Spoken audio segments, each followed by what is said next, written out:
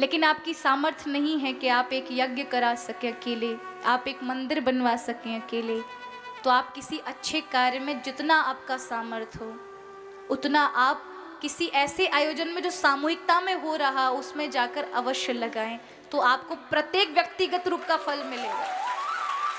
आप मंदिर नहीं बना सकते कोई बात नहीं, लेकिन कहीं मंदिर बन रहा हो, सब लोग बनवा रहे, उसमें जाकर अपना भी दान लिखवाएं।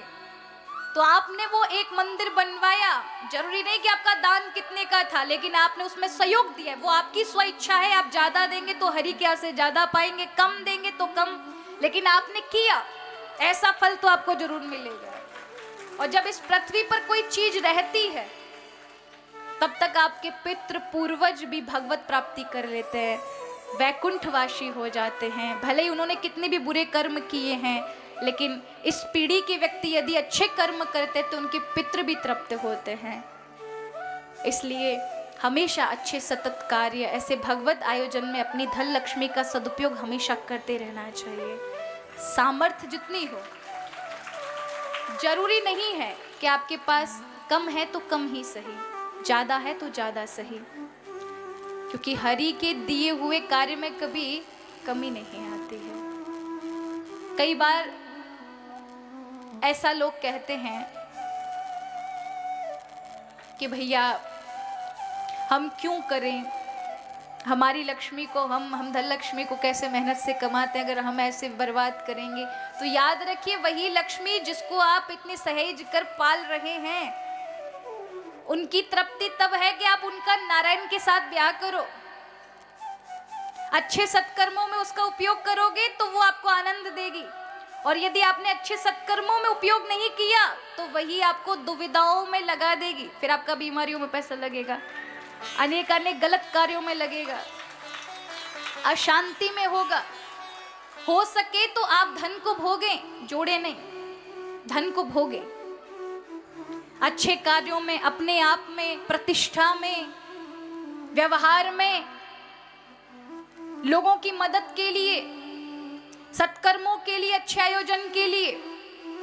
अगर नहीं आपने वो भोगा तो धन आपको भोग लेगा।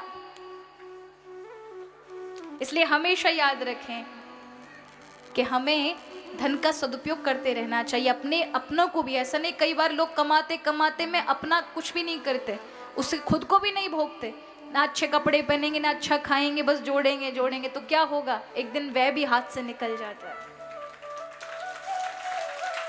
समय नहीं देखेगा, प्रभु ने दिया है तो वर्तमान की स्थिति को अच्छा संभाल लेंगे। अगर आज किया होगा तो आगे तक रहेगा, और आज में नहीं कुछ किया होगा तो आने वाले दिन में भी वो आपके पास रहने वाला नहीं है, वो कहीं और होगा। विद्युत चलम जीवनम लक्ष्मीस्तो ये तरंग भंग चपला। ये लक्ष्मी जी हैं, ये चपल हैं महाराज। देखती है ना, ये मुझको दासी बनाकर रखना चाहता है, खुद मालिक बनकर रहना चाहता, दिखाती हूँ, चली जाती है महाराज तुरंत ही। आज आपके पास है, एकदम स्वप्न की तरह दूसरे दिन खाकपति हो जाते हैं, धीरे धीरे पता ही नहीं चलता कब कंगाल हो गए।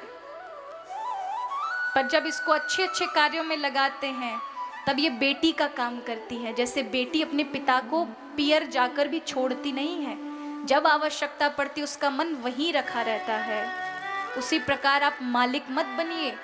आप तो सोचिए, लक्ष्मी जी तो मेरी बेटी है और मेरे दामाद नारायण हैं, ब्याह तो मुझे उन्हीं के साथ करना है अपनी बेटी का।